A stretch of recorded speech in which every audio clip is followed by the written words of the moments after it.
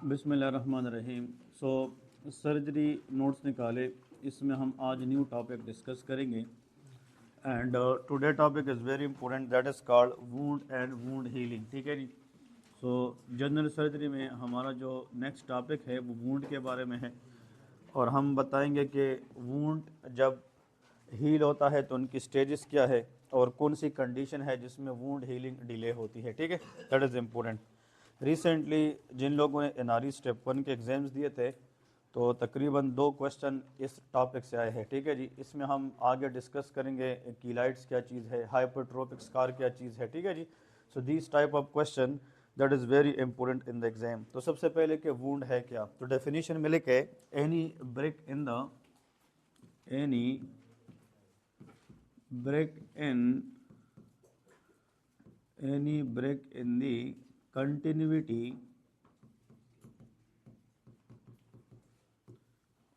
of skin mucous membrane, any break in the continuity of skin mucous membrane or tissue which is usually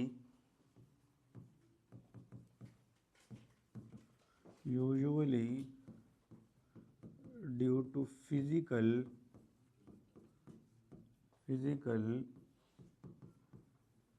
or chemical injury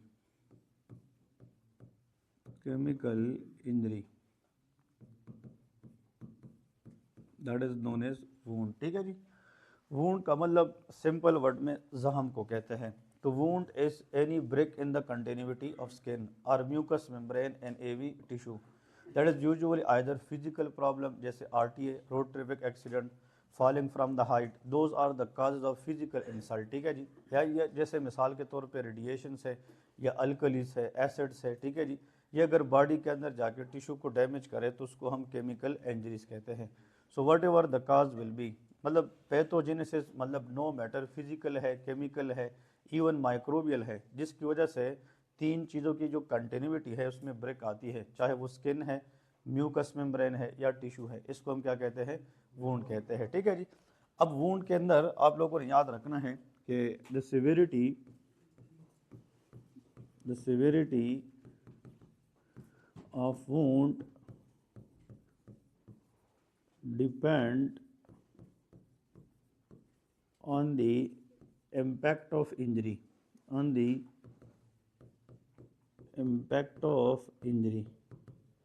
more the injury and more will be the severe wound। ठीक है जी। जितना injury की severity ज़्यादा होगी उतना wound की जो severity है वो भी क्या होती है, वो ज़्यादा होती है। ठीक है जी।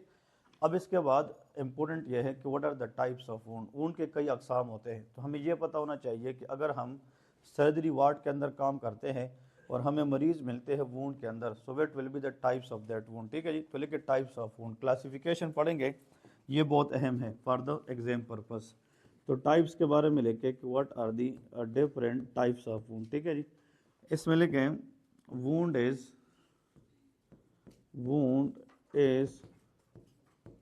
divided into certain types, that is called certain types। इसके कई अकसाम होते हैं, डिपेंड करता है कि हम किस बेस पे इसको डिवाइड करते हैं।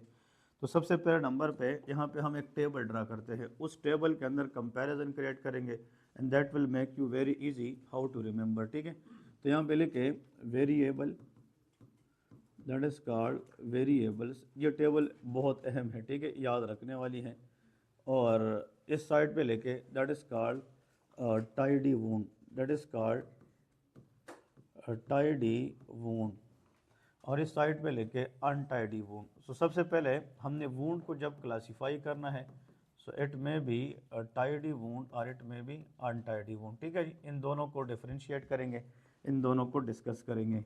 जो टाइडी वूंड है इसको हम क्लीन वूंड भी कहते हैं। ठीक है जी। So tidy wound is also known as clean wound, important one है। ठीक है जी। That is called clean wound. और यहाँ पे लेके दैट इज डर्टी वूंड। जो अनटाइडी है इसको हम डर्टी वूंड भी कहते हैं। So one is clean wound, another is called dirty wound. ठीक है जी। ये इसके दोनों टाइप्स हैं। तो टाइडी और अनटाइडी ये हम इसको सर्जरी के लिहाज से नाम देते हैं, ठीक है जी। लेकिन आम लोग इसको कोई क्लीन वुंड कहता है, कोई डर्टी वुंड कहता है। मतलब इसकी अगर हम मिसाल लेते हैं, जैसे एक फीमेल है, वो किचन में काम करती है और वो गलती से जनाब अपनी उंगली काटती है, जैसे ऑन द नाइफ, ठीक है जी, छुरी के साथ। सो that will be considered clean wound, क्योंकि जो छुरी है शार्प ऑब्जेक्ट है, वो मतलब जैसे साफ होती है, तो उसकी जो वुंड है that will be always considered and the clean wound. लेकिन अगर एक पेशेंट है वो आरटीए में रोड ट्रैफिक एक्सीडेंट में लगा है और उसकी जनाब वूंड लगी है मोटरसाइकिल एक्सीडेंट के बाद, so that will be considered as a dirty wound, ठीक है जी। तो पहले हमें यह पता हो कि टाइडी वूंड क्या है और अनटाइडी वूंड क्या है, ठीक है जी। इसके सबसे पहले वेरिएबल के नीचे लेके काज क्या है इन दोनों की, ठीक है जी। हम डिस्कस करते हैं कि इन दोनों की जो काजेस है वो कौन कौन सी हैं। सो लेके जनाब काजेस, जो क्लीन वुंड आते हैं इसमें जो मोस्ट लाइकली काज होती है that is called sharp object. इसके अंदर एक तो शार्प ऑब्जेक्ट आती है, ठीक है जी। शार्प ऑब्जेक्ट से मुराद होता है जैसे फॉर एग्जांपल नाइफ जो है, छुरी, इसकी वजह से जो वूंड होती है that will be considered clean wound. फिर आप लोग इसके बाद लिख भी सकते हैं ग्लासेस, जैसे शीशा वगैरह होता है, इससे जो वूंड आते हैं इन सब को हम क्लीन वूंड कहते हैं, ठीक है जी। और सर्जरी के अंदर आता भी इस तरह है कि जैसे ग्लास टूट गई है, शीशा टूट गया है, या नाइफ के साथ मतलब इंजरी है या वूंड है, तो इसको हम किस कैटेगरी में रखेंगे, क्लीन वूंड में, जिसको हम टाइडी वूंड कहते हैं, ठीक है जी। इसमें आप लोग लिखें, इसमें टीयरिंग होती है, जैसे मिसाल के तौर पे स्किन टीयरिंग होती है। फिर इसके बाद हम लिख सकते हैं that is RTA, road traffic accident. इसके जितने भी वूंड आते हैं इनको हम डर्टी वूंड कहते हैं, ठीक है। इवन अगर एग्जाम के अंदर इस तरह आ जाए कि एक पेशेंट है जिसको शुगर है, डायबिटीज़ है, और इसके अंदर वूंड बन गया है, तो जो डायबिटिक फुट होता है ये भी हमारे पास कौन सा होता है, डर्टी वूंड होता है। क्योंकि जो डायबिटिक पेशेंट होते हैं उसमें इन्फेक्शन ज़्यादा होते हैं और recurrent infection lead to contamination of that wound, ठीक है जी। जो पैथोजेंस है, जो ऑर्गेनिजम्स है, बैक्टीरियाज है, वो टॉक्सिन्स बनाती हैं, और जो टॉक्सिन्स बनती है वो वहाँ पे लोकल पस बनाती है, so it make the wound very dirty. सो जो डायबिटिक फुट के वूंड आते हैं that is called dirty wound, ठीक है जी। फिर इसमें जैसे वो हील होता है तो उसमें टाइम ज़्यादा लगता है ना।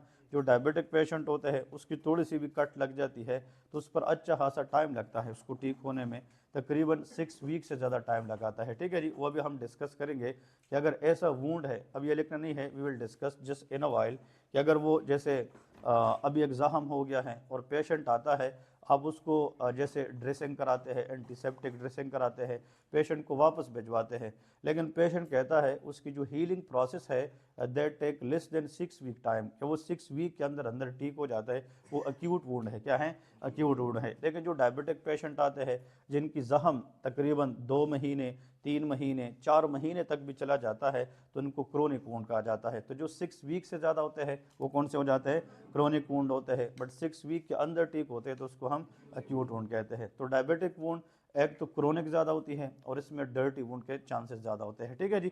सो डायबिटीज़ इज़ वेरी इंपॉर्टेंट। लेकिन आप लोगों को एक और पॉइंट बता रहा हूँ, एक शुगर का मरीज़ है, रिसेंटली उसको डायबिटीज़ हुई है, लेकिन patient taking anti diabetic agent, मतलब वो ड्रग ले रहे, इंसुलिन ले रहे या ओरल हाइपोग्लाइसेमिक एजेंट ले रहे, बट पेशेंट अपनी डायबिटिक या ग्लाइसेमिक कंट्रोल को मतलब यह है अचीव कर रहे हैं, मतलब यह है कि मेडिसिन ले रहा है, एहतियात भी कर रहे हैं, एक्सरसाइज भी कर रहे हैं, तो उसका शुगर लेवल क्या है, वो कंट्रोल है। तो उसमें जब भी वूंड आता है तो उसमें क्लीन वूंड भी हो सकती है। लेकिन अगर डायबिटिक फुट है जिसके ऊपर पहले से इन्फेक्शन हुई है बार बार और उस पर जख्म बन रहा हो, तो फिर वो किस में आएगा, डर्टी वूंड में होगा। तो डायबिटिक वूंड में भी dirty wound, but every diabetic wound dirty wound नहीं होता है, ठीक है जी। ये थोड़ा सा आप लोगों ने याद रखना है। इसके बाद लेके सेकंड नंबर पे, that is very very important one, इसमें लेके एजेस। मिसाल के तौर पे अगर एक जख्म है तो उसकी जो एजेस है ये स्टार करें सर्जरी के अंदर, edges is very important one, ठीक है जी।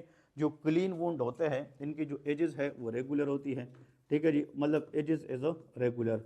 और आप लोग इसको बता सकेंगे कि भाई ये जो जख्म बना है कि यहाँ से कट लगी है और वहाँ तक गई है, so that is well defined edges, क्या होती हैं, well defined. So regular well defined edges जब भी आती है that is called of clean wound, ठीक है जी। यहाँ पे लेके इनकी एजेस इरेगुलर होती है, इनकी जो एजेस है मतलब ये है, इसको देखकर हम नहीं बता सकते कि ये जख्म कहाँ से कहाँ तक गई है। और यहाँ पे लेके पुअरली डिफाइंड होती है, क्या होती है, poorly defined. So poorly defined and that is called of irregular edges, these are the very clinical hallmark of untidy or dirty wound, ठीक है जी।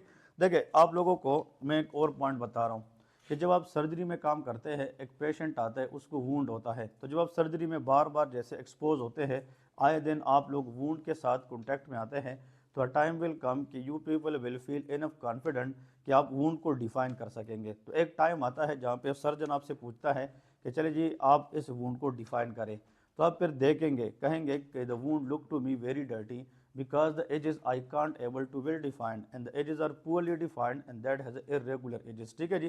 तो इसका मतलब यह है कि सर्जरी की लैंग्वेज में आप बताएंगे कि भाई वूंड है तो उसकी अपेयरेंस कैसी है, उसकी एजेस कैसी है, वो सुपरफिशियल वूंड है कि डीप वूंड है, आपने वो भी बताना है। ठीक है जी। मतलब जो वूंड वाले पेशेंट आते हैं जिनका बाहर से आपको मसल्स नज़र आते हैं, जिनका बाहर से बोल्स नज़र आता है, वो डीपर वुंड होते हैं। क्या होते हैं? डीपर वुंड होते हैं। लेकिन जैसे सुपरफिशियल टीयरिंग होता है, एपिडर्मिस डर्मिस रिमूव होता है, तो सुपरफिशियल वुंड में आता है। तो ये सारी वर्डिंग एक तो NRE 1 के अंदर भी काम आएगी, क्योंकि वो जब एग्ज़ाम के अंदर क्वेश्चन देते हैं तो उसकी कैरेक्टरिस्टिक वो बताते हैं। और दूसरी बात, जब आप प्रैक्टिकल लाइफ में जाते हैं तो आप इस तरह पर इसको डिफाइन भी कर सकते हैं। ठीक है जी। इसके बाद देखिए टिशू, इसके अंदर जो टिश्यूज़ होते हैं वो हमें कैसे नज़र आएगी। ठीक है जी। टिशू की बात करते हैं तो देखिए वेरी वेरी इंपॉर्टेंट वन, इसमें लिखे नो डेड टिशू, ऐसा वूंड जिसमें लोकल टिशू की जो डेथ है वो हमें नहीं मिलती, इसका मतलब यह है कि ये क्या है? क्लीन वूंड है। ठीक है जी। और यहाँ पे लिखे प्रेजेंस ऑफ डेड टिश्यू। देखिए अगर वूंड डर्टी है, वहाँ पे बहुत सारा इन्फेक्शन हुआ है, ठीक है जी, तो इसका मतलब यह है कि लोकल बाई जो सेल है उसकी जो डेथ हुई है उनकी डिब्रीज एंड टिश्यूज भी हमें मिल सकती हैं। तो मतलब ऐसा वूंड जिसके साथ लोकल सेल की डेड टिश्यू भी हमें मिले तो वो डर्टी वूंड आएगा। और मतलब this wound is expose to the environment and some time this type of wound they presented with fractures of the bone. किसके साथ आती हैं? Fractures of the bone. अब मिसाल के तौर पे एक बंदा है, जैसे उसने चूरी के साथ गलती से जो है ना उंगली काटी है, या एक बंदा है जैसे वो ग्लासेस जैसे शीशा टूट गया है, तो मतलब उसकी कट लग सकते हैं, मल्टीपल कट लग सकते हैं, तो उसमें बोन फ्रैक्चर के चांसेस बहुत कम होते हैं। लेकिन जो RTA में लगता है, रोड ट्रैफिक एक्सीडेंट में, जैसे मोटरसाइकिल एक्सीडेंट है, जैसे व्हीकल एक्सीडेंट है, तो उसके अंदर क्या होता है? एक तो जख्में बहुत ज़्यादा चोटें लगती है और दूसरी बात फ्रैक्चर्स के चांसेस भी ज़्यादा होते हैं। So a type of wound that is mainly associate with fracture that should be considered as a dirty wound. ठीक है जी। और जो फ्रैक्चर के साथ एसोसिएट नहीं होती तो उसको हम क्लीन वुंड कहते हैं। ठीक है। इसके बाद लिखें दैट इज हीलिंग, कि दोनों की हीलिंग क्या है? मतलब जब जख्म हो जाता है, मतलब उसकी दोबारा ठीक होने के अमल को क्या कहते हैं? दैट इज कॉल्ड हीलिंग, इसको हम हीलिंग कहते हैं। तो आप लोग लिखें दैट इज़ वेरी गुड। तो आप लोग यहाँ पे लिख सकते हैं गुड रिकवरी। इसमें जो क्लीन वुंड होते हैं, जैसे इसमें कंटामिनेशन नहीं होती, उसमें इन्फेक्शन वगैरह इसकी एंटिटी नहीं होती, तो जो हीलिंग है for the clean wound that is very good. ठीक है जी। ये गुड रिकवरी है। और इसमें लेके पुअर रिकवरी, क्या है?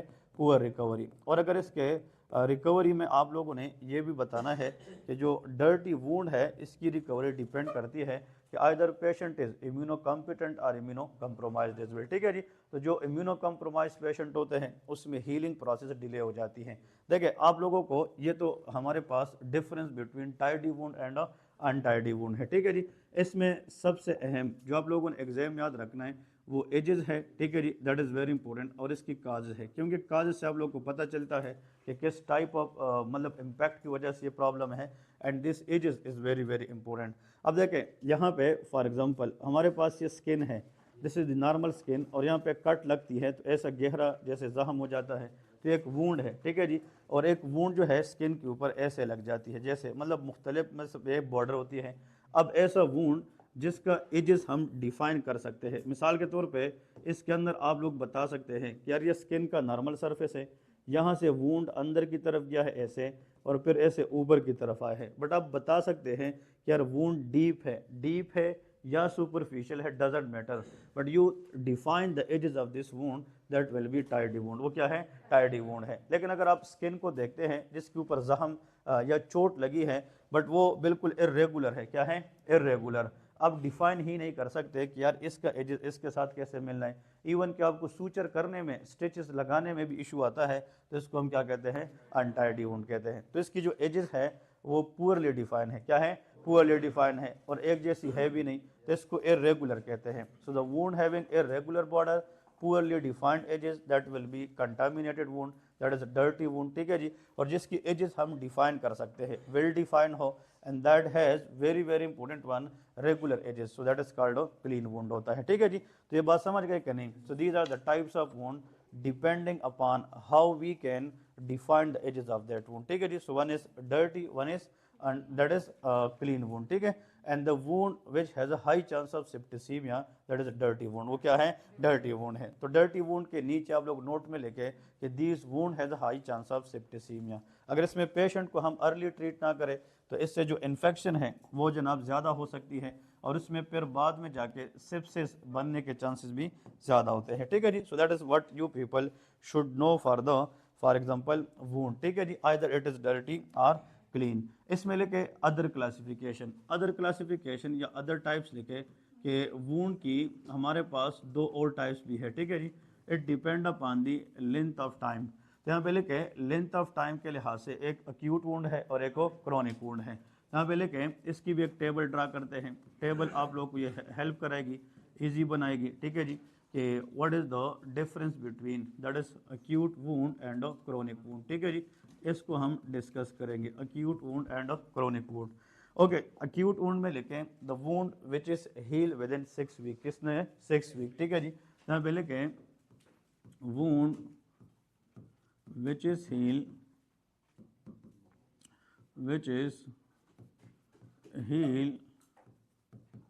With in 6 weeks, that is called acute wound, ठीक है जी।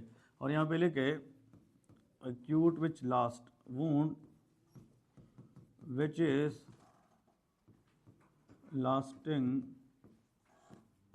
for more than, ठीक है जी, greater than 6 week, that is called a chronic wound।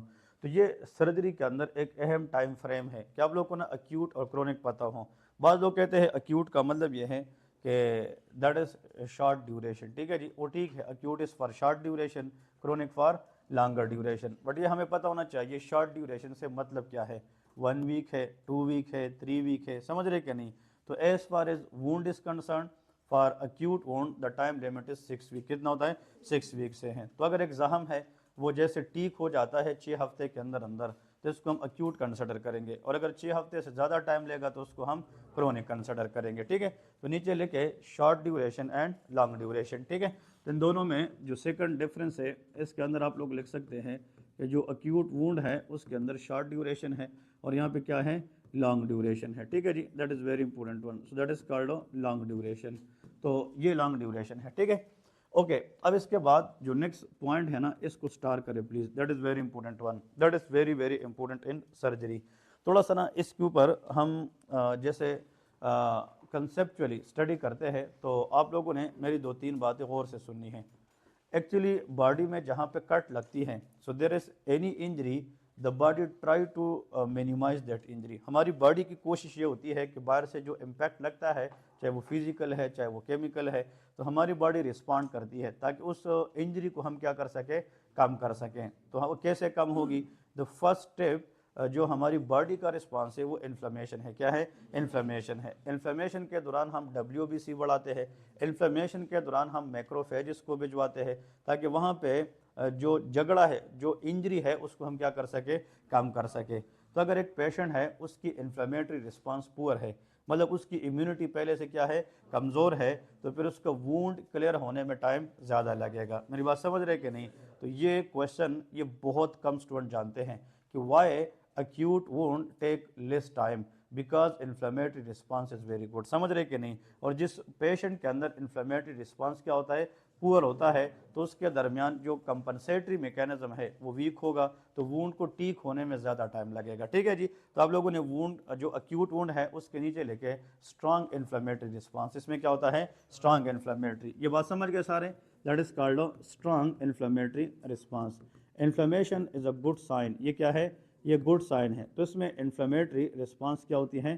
That is very strong, that is very very important one, that is strong inflammatory response. इसमें लिखे poor and delayed inflammatory response. तो इन दोनों differences की वजह से in one wound there will be less than 6 week time, in another wound there will be more than 6 week time, ठीक है जी। तो इसमें लिखे that is poor inflammatory and good inflammatory. अब आप लोगों ने यहाँ पे ना अपने आप से एक और सवाल करना है, ठीक है जी, यार इन पेशेंट में इन्फ्लेमेटरी रिस्पांस डिले क्यों होता है, ये भी तो एक क्वेश्चन आता है। Why? Because there will be some underlying pathology. क्या होगी? Underlying pathology. शुगर हो सकता है कि नहीं, डायबिटीज़ हो सकती है, कैंसर हो सकता है, कोई ऑटो इम्यून डिजीज हो सकती है, समझ रहे कि नहीं।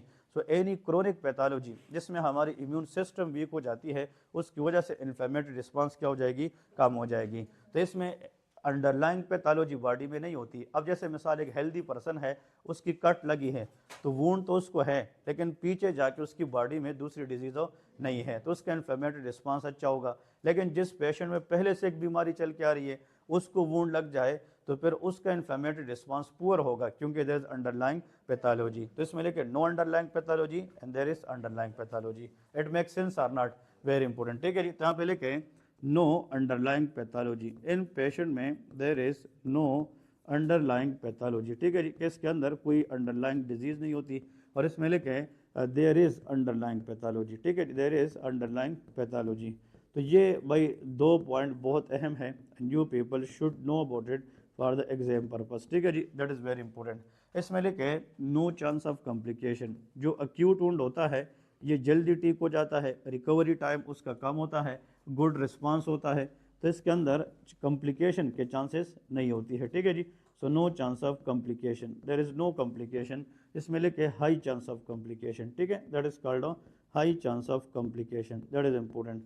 देखिए आप लोग जब प्रैक्टिकल लाइफ में जाते हैं और आप सर्जरी वार्ड में काम करते हैं, तो वहाँ पे आपसे ना प्रोफेसर लोग ये पूछते हैं कि can you tell me depending upon the length of time wound is how many types. तो आपने बताना है 2 टाइप्स है, one is acute wound, one is chronic wound है, ठीक है जी। तो आपसे वो पूछेगा अक्यूट के अंदर टाइम क्या है, क्रोनिक के अंदर टाइम क्या है। So the time frame should be 6 week होता है, ठीक है जी। आप आंसर तो कर लेते हैं, ये तकरीबन 90% लोग आंसर करते हैं जिसने थोड़ा बहुत पढ़ा होता है कि एक 6 वीक है और एक 6 वीक से ज़्यादा। बट अगर वो ये पूछते हैं कि why acute wound heal within 6 week, why not chronic wound heal within 6 week, ठीक है जी। तो आप कहेंगे जो अक्यूट वुंड है उसमें एक तो इन्फ्लेमेटरी रिस्पांस स्ट्रांग होता है, उसके पीछे कोई अंडरलाइंग पैथोलॉजी नहीं होती है। तो ये आपने अपने आंसर को सपोर्ट करना है, और ये सपोर्ट आप तब करेंगे जब आपको नॉलेज आती है, समझ गए कि नहीं। तो ये आप लोगों ने डिफाइन करना है। देखिए मेडिसिन में जब भी आप कोई बात करें तो मतलब दूसरा आपसे पूछेगा कि ये क्यों ऐसा है, तो you should know the reason for that कि why it is like that, ठीक है जी। तो देखिए मेडिसिन में हर एक चीज़ एक्सेप्टेबल है, but whatever you say there must be reason behind that, ठीक है जी। तो आपने इसको अपने लिए डिफाइन करना है। सो one is acute wound, one is a chronic wound होता है। ये क्लियर हो गया कि नहीं। अब अगर एक वुंड होता है जैसे जख्म होता है, तो हमारी बॉडी कोशिश करेगी कि उस जख्म को ठीक करे, मतलब उसको दोबारा सही करे, तो मतलब उसको हीलिंग प्रोसेस कहते हैं। क्या कहते हैं? हीलिंग प्रोसेस कहते हैं। It is the process in which the body try to make the new and healthy skin, मतलब उस स्किन को दोबारा बनाना, उसको ठीक करना, उसको क्या कहते हैं? हीलिंग कहते हैं। But in our step 1 will love to ask what are the stages of healing, that is very important one, ठीक है जी। तो लेके स्टेजेस ऑफ हीलिंग क्या है, अभी हम ये डिस्कस करेंगे कि स्टेजेस ऑफ हीलिंग कौन सी हैं। देखिए सारे के सारे इंपॉर्टेंट पॉइंट्स है, इसको आप लोगों ने अच्छे तरीके से याद करना है, ठीक है जी। That is called stages of healing. अभी हम डिस्कस करते हैं कि जो हीलिंग है, दोबारा वूंड का ठीक होने का जो अमल है, उनकी स्टेजेस कौन कौन सी हैं, ठीक है जी। लेकिन इसके स्टेजेस को पढ़ने से पहले ना थोड़ा सा आप लोगों को कंसेप्चुअल बेसिक कंसेप्ट देता हूँ। तो देखिए बेसिक कंसेप्ट आप लोग सही करें तो फिर जब हम टेबल पढ़ेंगे, इवन आप किताब भी उठाएंगे, तो आपको वो चीज़ आसान लगेगी, ठीक है जी। तो देखिए सबसे पहले यहाँ पे हम एक डायग्राम ऐसे ड्रा करते हैं। This is a blood vessel, ये एक ब्लड वेसल है। तो मतलब ये है जैसे जख्म बन जाता है तो स्किन से ब्लीड स्टार्ट हो जाती है, और जो ब्लीड है उसके अंदर माइक्रोवस्कुलेचर जो छोटे छोटे वेसल है उनके जद में आते हैं, ठीक है जी। अब यहाँ पे every blood vessel is lined by endothelial cells, ठीक है जी। इनके अंदर क्या होती है? एंडोथीलियल सेल्स होती है। मैं आप लोग को स्टेप बाय स्टेप बता दूंगा। So if you know this diagram you will know that table as well, ठीक है जी, दैट इज इंपॉर्टेंट। अब देखिए ब्लड के अंदर आप लोग को पता है WBC भी है, इसमें मैक्रोफेजेस भी है, इसमें RBC भी है और प्लेटलेट्स भी है, ऐसा है कि नहीं। So these are the blood cells, ये क्या होती है? ब्लड सेल्स होती हैं। सबसे पहले स्टेज में याद रखें कि जब वूंड होता है, मिसाल के तौर पे यहाँ पे कोई ट्रॉमा हो गया, it trauma may be vehicle accident, it may be blow to the body, it may be trauma to the, it may be RTA, कोई भी है, लेकिन इसकी वजह से यहाँ पे जख्म बन जाता है। और जब जख्म बनता है तो यहाँ से ब्लीड होगी कि नहीं, यहाँ से ब्लड स्टार्ट हो जाएगा, ठीक है जी, दैट इज कॉल्ड ब्लीडिंग। अब आप लोग खुद सोचें कि जहाँ पे ट्रोमा है, जहाँ पे वूंड है और वहाँ से खून ज़ाया हो रहा है, तो बॉडी का पहला कोशिश ये है, बॉडी कोशिश ये करेगी कि वहाँ से खून ज़ाया होने से रोक ले, ठीक है जी। सो द फर्स्ट स्टेप, अभी हम टेबल ड्रा करेंगे, ये लिखना नहीं है, पहले ना आप लोग अपना जहन बना ले किसके अंदर होता क्या है। तो पहले स्टेप के अंदर जो बॉडी है they will try to stop that bleeding, ठीक है जी, दैट इज कॉल्ड हीमोस्टेसिस। क्या है? हीमोस्टेसिस है। तो हीमोस्टेसिस के लिए बॉडी को प्लेटलेट्स चाहिए, क्या चाहिए? प्लेटलेट्स चाहिए। तो किसी भी वूंड के अंदर ब्लड को रोकने में जो मेन रोल होता है दैट इज प्लेटलेट्स, ठीक है जी। हम जब हिमाटोलॉजी पढ़ेंगे ना मेडिसिन के अंदर, तो हीमोस्टेसिस में भी दो किस्में हैं, primary haemostasis and secondary haemostasis. जो प्राइमरी हीमोस्टेसिस है वो प्लेटलेट्स की वजह से होता है, सेकेंडरी हीमोस्टेसिस क्लॉटिंग फैक्टर की वजह से होता है। लेकिन यहाँ पे इनिशियल ब्लड को रोकना दैट इज प्राइमरी हीमोस्टेसिस। तो हमें प्लेटलेट्स चाहिए कि नहीं? यस। इसके बाद बॉडी कोशिश ये करेगी कि जो प्लेटलेट्स है ना, ये सर्टन कीमोकाइन रिलीज करेगी, जिसकी वजह से मैक्रोफेज को रिक्रूटमेंट मिलेगी। मैक्रोफेज उस जगह पे आएगा, WBC उस जगह पे आएगी, ताकि यहाँ पे जो इंजरी हुई है, अगर वो बैक्टीरिया है या कोई और पैथोलॉजी है, ताकि उसको क्लियर करे। समझ रहे कि नहीं? अगर हम उस काज को क्लियर करें जिसने प्रॉब्लम क्रिएट की है, तो हमारा वूंड हीलिंग में कम टाइम लगेगा। समझ रहे कि नहीं? तो मतलब इनिशियली किसको हम स्टॉप करेंगे? ब्लड को स्टॉप करेंगे। ब्लीडिंग के बाद we need WBC, white blood cell, which is the immune cell for the body, ठीक है जी। लेकिन अगर एक पेशेंट है जैसे वो डायबिटिक है, एक पेशेंट है जैसे वो क्रोनिक डिजीज से सफ़र कर रहे हैं, तो उसकी इम्यूनिटी क्या होती है? वीक होती है। तो इम्यूनो कंप्रोमाइज पेशेंट के अंदर ये जो WBC की लेवल है, मतलब उस तरीके से फाइट नहीं कर सकती। तो ये भी एग्जाम के अंदर आता है। अभी मैं आखिर में बताऊंगा कि why in diabetic patient the wound healing is delay. तो वो आप लोगों ने इसका आंसर बताना है सर्जरी की लैंग्वेज में। समझ रहे कि नहीं? वो आप लोग को अभी सिखाऊंगा, कभी भी इंशाल्लाह आप लोग भूलेंगे नहीं। पहले ना इस चीज़ को गौर से देखें। तो देखें, इनिशियली प्लेटलेट आएगी ताकि ब्लड को क्या करे? स्टॉप करें। फिर WBC आएगी, मैक्रोफेज आएगी ताकि वहाँ पे जो ऑर्गेनिज्म है, इन्फेक्शन है, उसको होल्ड करे। इस पूरे अमल को इन्फ्लेमेटरी फेज कहते हैं। क्या कहते हैं? इन्फ्लेमेटरी फेज कहते हैं कि initially in the wound healing inflammatory start as soon as possible, ठीक है जी। फिर इसके बाद क्या होगा? इंपोर्टेंट वन, फिर यहाँ पे जो सेल डैमेज हुए हैं वो अपने आप को बनाना शुरू करेंगे, मतलब न्यू सेल बनना शुरू हो जाएंगे, न्यू वेसल बनना शुरू हो जाएंगे। इसको प्रोलिफरेटिव फेज कहेंगे। क्या कहते हैं? प्रोलिफरेटिव है। जो सेल डैमेज हुए हैं वो दोबारा बहाल होंगे, जो टिश्यू डैमेज हुई है वो दोबारा बहाल होगी। इसको प्रोलिफरेटिव या रीजनरेटिव फेज कहते हैं। क्या कहते हैं? रीजनरेटिव फेज कहते हैं।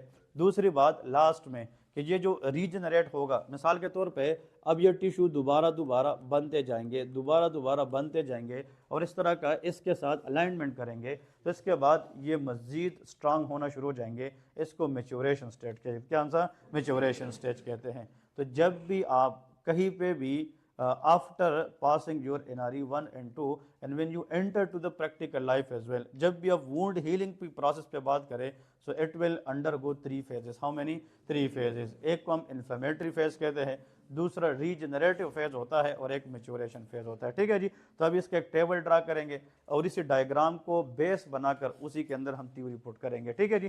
तो लेके स्टेजेस ऑफ वुंड हीलिंग तो आप लोगों ने लिखना है, लेके इंपोर्टेंट टेबल अभी हम टेबल ड्रा करते हैं कि उस टेबल के जरिए आप लोगों ने कुछ चीज़ें याद रखनी है, ठीक है। यहाँ पे लिखें that is called important table. Important table, ये टेबल बहुत अहम है as far as wound healing is concern, ठीक है जी। यहाँ पे लिखें सबसे पहले वेरिएबल,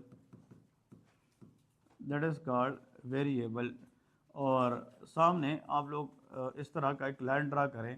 इसमें ये भी आप लोग लिख सकते हैं, चले आप लोग लिखे कमेंट्स, ठीक है जी, that is called comments, that is important, that is called comments. Okay, सबसे जो पहला स्टेज है उसमें लेके इन्फ्लेमेटरी रिस्पांस। क्या होता है? इन्फ्लेमेटरी, या इसको हम इन्फ्लेमेटरी स्टेज कहते हैं। तो पहला जो स्टेज है that is called inflammatory stage या इन्फ्लेमेटरी रिस्पांस, ठीक है, इन्फ्लेमेटरी रिस्पांस। ओके, इस इन्फ्लेमेटरी रिस्पांस में इंपॉर्टेंट ये है कि इसमें एक तो प्लेटलेट्स आएगी, दूसरी बात WBC आएगी, ठीक है जी। लेकिन इसमें दो चीज़ें हैं। ये जो इन्फ्लेमेटरी रिस्पांस है ये जब वूंड होता है, जैसे जख्म आज हो जाए तो ये 24 आवर के अंदर स्टार्ट हो जाती हैं। तो मतलब जैसे इस पे जख्म पे 24 घंटे गुजर जाते हैं या 24 घंटे के अंदर अंदर, तो इसमें लिखे from first day to 5 days ये चलता है, ठीक है जी। नॉर्मली इसका जो ड्यूरेशन होता है इन्फ्लेमेटरी रिस्पांस का, ये 1 से लेके कितने दिन होते हैं, 5 दिन होते हैं, ठीक है जी। ये इसकी टाइमिंग है। इसमें लिखें in this phase the platelets will try to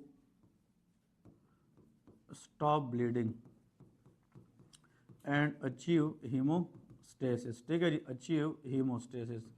इसके अंदर जो प्लेटलेट है सबसे पहला काम ये करेगी कि जो ब्लीडिंग हो रही है इसको स्टॉप करे और क्या अचीव करे, हीमोस्टेसिस अचीव करे, ठीक है जी। और नेक्स्ट देखें the WBC and macrophages will be recruited, मतलब उस एरिया पे आ जाएगी, recruited and clear the area, ठीक है जी। उस एरिया को क्या करेगी, क्लियर करेगी, clear the area by process known as phagocytosis. किसके जरिए, फेगोसाइटोसिस। क्योंकि जो मैक्रोफेज है it is a major phagocyte, क्योंकि मैक्रोफेज का काम यह है कि जो सेलुलर डिब्रीज है अनवांटेड उसको क्या करना है जी, क्लियर करना है, ठीक है जी। That is very very important one. ये हमारे पास कौन सा फेज चलेगा, इन्फ्लेमेटरी, ठीक है। इसके बाद लेके प्रोलिफरेटिव फेज। इसके बाद जो सेकंड फेज स्टार्ट होता है वुंड हीलिंग के अंदर, that is called proliferative phase. तो अभी हम डिस्कस करेंगे कि व्हाट इज प्रोलिफरेटिव फेज, ठीक है जी। ये बहुत अहम है, दैट इज कॉल्ड प्रोलिफरेटिव। ये जो प्रोलिफरेटिव फेज होता है ये सेकंड डे पे जैसे स्टार्ट होती है, ठीक है जी, सेकंड डे पे स्टार्ट होती है। मिसाल के तौर पे अब इसमें थोड़ा सा ना जो स्टूडेंट होते हैं वो कंफ्यूज हो जाते हैं। वूंड हो गया, अब उस पर तकरीबन मिसाल के तौर पे जैसे 24 घंटे गुजर जाएं, मतलब 24 घंटे गुजरने के बाद ये वाला फेज स्टार्ट हो जाता है सेकंड डे, और इसने फिर चलना है तकरीबन 2 to 3 वीक्स तक। कितना, 2 to 3। लेकिन आप लोग कहेंगे कि 1 से लेके 5 तक तो कौन सा फेज चलता है, इन्फ्लेमेटरी। तो बहुत स्टूडेंट के माइंड में ये होता है कि ये तो छठे दिन पे स्टार्ट होना चाहिए, क्योंकि 5 दिन तो वो चलता है। ऐसा नहीं है कि these phases are continue side by side at the same time, ठीक है जी। मतलब एक ही टाइम पे, सेम टाइम पे, जैसे मतलब घर बन रहा होता है तो किसी का काम ईंटें जमा करना होता है, तो किसी का काम सीमेंट लाना होता है। तो इसका नहीं है कि हम सीमेंट लाएंगे तो फिर ईंटों, ऐसा नहीं है। मतलब घर बनाने के लिए, इस एरिया को रीजनरेट करने के लिए ये फेजेस साइड बाय साइड इकट्ठे चल रहे होते हैं, ठीक है जी। लेकिन इसमें आप लोगों को याद रखना है कि ये 1 to 5 डेज में होता है, ये 2 डेज से लेके 3 वीक्स तक होता है। कितना होता है, 3 वीक्स तक होता है, ये इसका दौरानिया होता है। सो 2 डेज से लेके 3 वीक्स तक कौन सा फेज चलता है, प्रोलिफरेटिव फेज चलता है, ठीक है। अब जो प्रोलिफरेटिव फेज है इसमें आप लोगों को याद रखना है कि in this phase there is fibroblast. कौन से सेल होते हैं, fibroblast. So in this phase the main cell, in this phase the main cell fibroblast, ठीक है जी। The main cell, the main helper cell या the main cell that is fibroblast, ठीक है जी। वो काम करते हैं फाइब्रोब्लास्ट वर्क, ठीक है, फाइब्रोब्लास्ट वर्क। और इसमें मेन पॉइंट ये है कि इस फेज के अंदर जो वेसल डैमेज हो चुके थे अब दोबारा बनना शुरू हो जाएंगे। इसको एंजियोजेनेसिस कहते हैं। क्या कहते हैं, एंजियोजेनेसिस। एंजियो का मतलब ब्लड वेसल है, जेनेसिस का मतलब बनना है। सो formation of new blood vessel at the level of injury, that is called angiogenesis, ठीक है जी। इसको हम एंजियोजेनेसिस कहते हैं। And rebuild the damage tissue with replacement of collagen. क्या बनेगी, कोलेजन बनेगी। And replacement of damage tissue, replaced of damaged tissue with collagen, ठीक है, damaged tissue with collagen। देखिए the most abundant protein in the human body that is collagen, वो क्या है, collagen है। we will discuss this collagen in a very detail, ठीक है जी। But एक चीज़ आप लोगों ने MCQs में याद रखनी है कि जो टिश्यू अब बन रही है ये न्यू टिश्यू है। क्या है, न्यू टिश्यू है। ये वर्ड सारे के सारे जितने भी स्टूडेंट हैं इनको याद करें, ठीक है।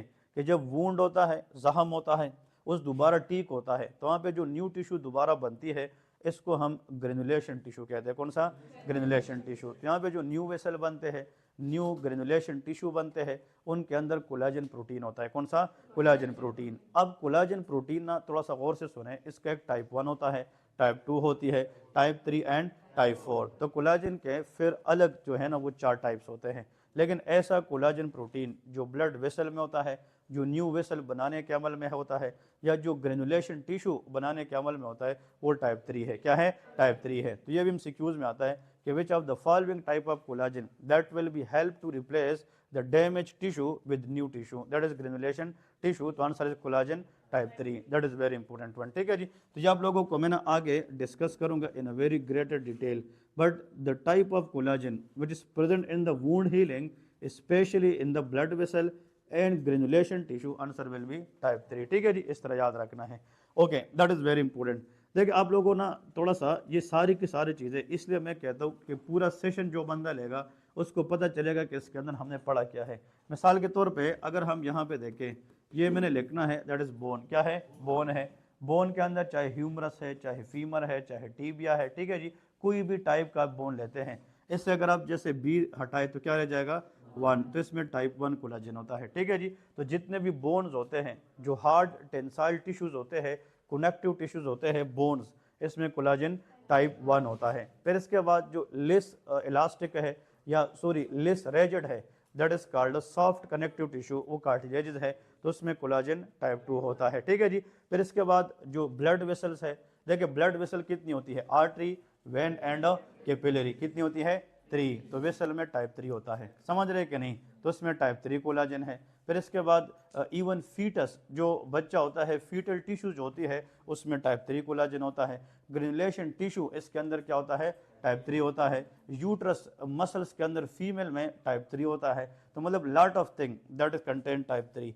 But as far as surgery is concern and wound healing is concerned, so granulation tissue and blood vessel at the time of proliferative phase in case of healing that contain collagen type 3, that is very important। ठीक है जी।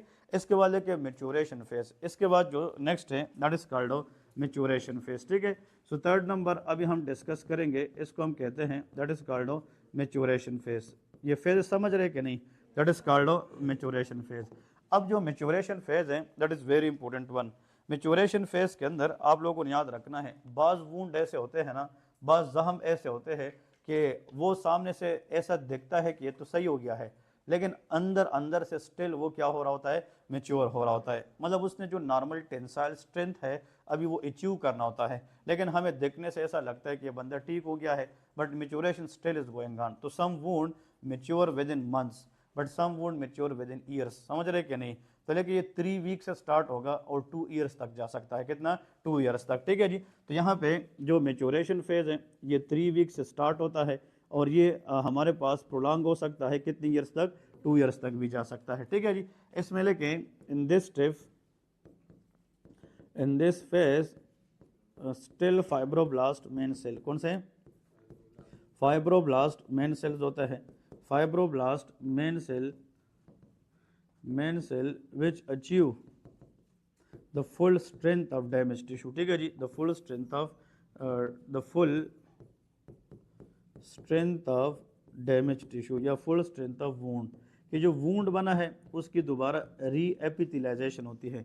मतलब ये है that is called epithelialization, formation of process of formation of epithelial layer in that area, that is called epithelialization। तो जो epithelialization है वहाँ पे आप लोगों को मैंने ये बताया कि जो मैट्रिक्स बनेगी, जो वहाँ पे न्यू टिश्यू बनेगी, वो मेच्योर होती जाएगी। यहाँ पे तो जो प्रोलिफरेटिव फेज है उसमें टिश्यू बन रही थी, और ये जो टिश्यू बन जाती है दैट इज़ वेरी इमेच्योर। ये क्या होती है? इमेच्योर। कभी कभार ना हमारे जख्म से खून जाता है, ब्लीड जाती है, तो कुछ वक्त के बाद वो जख्म ठीक हो जाता है, लेकिन हम फिर भी हाथ नहीं लगाते, थोड़ा सा इसको स्क्रैच कर दे दोबारा ब्लीड स्टार्ट हो जाती है। इसलिए वो किस फेज से गुजरा होता है? प्रोलिफरेटिव फेज से। ठीक है जी। ब्लड स्टॉप हो जाता है, जख्म ऊपर से ठीक भी दिखना शुरू हो जाता है, बट स्टिल वो मेच्योर नहीं होता है। इसीलिए maturation phase for the wound is very important one. ठीक है जी। तो डिपेंड करता है कि पेशेंट इम्यूनो कॉम्पिटेंट है कि इम्यूनो कम्प्रोमाइज है, डिपेंड करते हैं कि वुंड का साइज कम है कि ज़्यादा है। तो मतलब ये 3 वीक से लेकर 2 ईयर्स तक भी जा सकती है। ठीक है जी। तो ऐसे फेज को हम क्या कहते हैं? मेच्योरेशन फेज कहते हैं। तो मेरे ख्याल में you people should know such type of concept specially for the wound healing. ठीक है जी। तो आप लोगों ने इस टेबल को भूलना है, no need to remember this table if you remember this concept, that is very important one. अगर आप लोगों ने अपने जहन में एक ब्लड वेसल ड्रा किया और आप लोग किताब उठाए भी नहीं, मार्केट में है जिधर भी है, आप इस टेबल को फिल कर सकते हैं। वो कैसे, देखें यहाँ पे डैमेज हो गया, सारे फोकस करें प्लीज़, अब लिखना नहीं है। डैमेज हो गया तो यहाँ से ब्लीडिंग होगी कि नहीं, अब जो ब्लीडिंग है उसको स्टॉप तो करना है। तो सबसे पहले ट्रांजिएंट वेजो कंस्ट्रक्शन होती है। क्या होती है? ट्रांजिएंट वेजो कंस्ट्रक्शन, ताकि यहाँ से जो ब्लड लॉस है उसको हम क्या करें, कम करें। तो मतलब हमें प्लेटलेट चाहिए कि नहीं, हमें प्लेटलेट। यहाँ पे जो डिब्रीज है, जो गंद आई है, जो बैक्टीरिया है, जो ट्रोमा है, उसको निकालने के लिए हमें क्या चाहिए, WBC। उसके लिए हमें मैक्रोफेजिस चाहिए। अब ये जो प्लेटलेट्स है और WBC और मैक्रोफेजिस, इनके थ्रू यहाँ पे काम करवाना, ये इन्फ्लेमेटरी प्रोसेस है। क्या है? इन्फ्लेमेटरी है। ये बॉडी का ओन रिएक्शन है, ठीक है जी, इन्फ्लेमेटरी है। दूसरी बात इंपॉर्टेंट वन, इसके बाद यहाँ पे जो टिश्यू डैमेज है, हमने उसके लिए माहौल बना दिया कि भाई ब्लड लॉस को रोक दिया, वहाँ पे WBC को बुलाया, पुलिस को बुलाया, ताकि वहाँ पे चोर है वो भाग जाए। समझ रहे कि नहीं? तो हमने माहौल बनाया। तो फिर दोबारा जब आपने माहौल बनाया तो वहाँ पे डैमेज टिश्यू रिपेयर होना शुरू हो जाती है। इसको प्रोलिफरेटिव फेज कहते हैं। क्या कहते हैं? प्रोलिफरेटिव। और जब प्रोलिफरेटिव फेज ने न्यू वेसल बना दिए, वहाँ पे टिश्यूज़ बना दिए, तो उसमें कोलेजन टाइप कौन सा आ गया?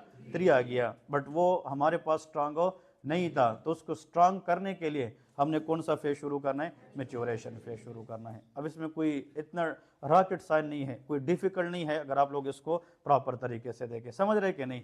अब देखें, गौर से सुने। अब हमारे पास वूंड हो गया, वूंड हो गया तो कौन सा फेज आएगा? कौन सा आएगा? इन्फ्लेमेटरी आएगा। ये कैसे आता है? ये हम कराते हैं, ये अनइंटेंशनल होता है, अनइंटेंशनल होता है, ये बॉडी करती है, ये बॉडी का रिएक्शन है। Action has a reaction. तो जो इन्फ्लेमेटरी फेज है, इसका दूसरा नाम रिएक्टिव फेज होता है। कौन सा? रिएक्टिव फेज होता है। अगर आप लोगों ने इसका दूसरा नाम भी लिखना है कि this inflammatory phase is also known as a reactive phase, तो फिर भी आप लोग लिख सकते हैं। देखिए, so this word makes sense और not? Yes, that is called a reactive phase, ठीक है जी। फिर इसके बाद ये जो हमारे पास कौन सा फेज है? शाबाश, वेरी गुड, इसको रीजनरेटिव फेज कहते हैं। इसमें जो न्यू वेसल है वो दोबारा बनना शुरू हो जाती है, इसमें जो टिश्यूज़ है वो दोबारा बनना शुरू हो जाती है। तो सारे इकट्ठा बोले, इसका नाम क्या है? रीजनरेटिव फेज होता है, दैट इज कॉल्ड रीजनरेटिव। और यहाँ पे देखे, आखिर में जब वूंड क्या हो रहा होता है? मैच्योर, तो हमने दोबारा शेप मेंटेन करना है, इसको रीमॉडलिंग फेज कहते हैं। क्या कहते हैं? रीमॉडलिंग फेज कहते हैं। तो ये भी आप लोग इसके नाम याद रख सकते हैं, remodelling phase, that is regenerative phase and reactive phase. So I think that is more easy for you guys how to remember, ठीक है जी। So these are the second name for the phase of wound healing, ठीक है, okay जी। अब इसके बाद लेके types of wound healing कौन सी है। ये तो हमने मिसाल के तौर पे जैसे हीलिंग के स्टेजेस पढ़े हैं ना, तो फिर अब वुंड हील कैसे होता है, तो लेके टाइप्स ऑफ वुंड हीलिंग क्या है, that is very important. Okay, so types of wound healing still another very important topic for the contest of NRE step 1, ठीक है जी। और मिनिमम एक MCQs क्वेश्चन अभी जो एग्जाम हुआ है इसमें तो नहीं आता फ्रेंकली स्पीकिंग, बट आने वाले एग्जाम के अंदर definitely there will be MCQ, ठीक है जी। ये यहाँ पे एक साल ये आता है कि नहीं, जैसे कीलाइड आप लोग को आया था कि नहीं, कीलाइड है, हाइपरट्रोपिक स्कार, वो भी ज़रूर आते हैं, बट इनमें से एक क्वेश्चन ज़रूर आता है, ठीक है जी। तो लेके टाइप्स ऑफ वुंड हीलिंग कौन सी है, that is important. Types of wound healing, ठीक है, types of wound healing. Okay, अब जो वुंड हीलिंग है इसकी जो टाइप्स है वो हम डिस्कस करेंगे। Wound healing is divided into two types, ठीक है जी, that is wound healing by primary intention and wound healing by secondary intention. तो लेके जनाब एक टेबल ड्रा करते हैं, यहाँ पे लेके प्राइमरी इंटेंशन, यहाँ पे लेके that is called primary intention, that is primary intention wound healing, ठीक है। और इसके साथ कंपैरिजन में हम क्या डिस्कस करेंगे, सेकेंडरी इंटेंशन वुंड हीलिंग, ठीक है जी, सेकेंडरी इंटेंशन। इस क्लास के बाद हर एक स्टूडेंट जितने भी है जो बैठे हैं सुन रहे, तो आप लोगों ने इस प्राइमरी इंटेंशन और सेकेंडरी इंटेंशन के ऊपर अच्छा काम करना है, ठीक है जी, दैट इज वेरी इंपॉर्टेंट, क्योंकि that is for exam very very important one, ठीक है जी।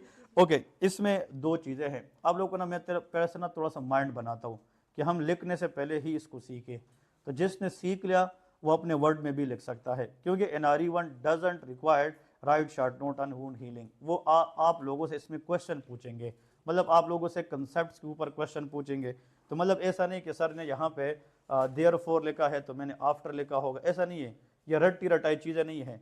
आप अपनी वर्डिंग भी यूज़ करें, बट कल को आपको याद होना चाहिए कि इसके अंदर हमने पढ़ा क्या है।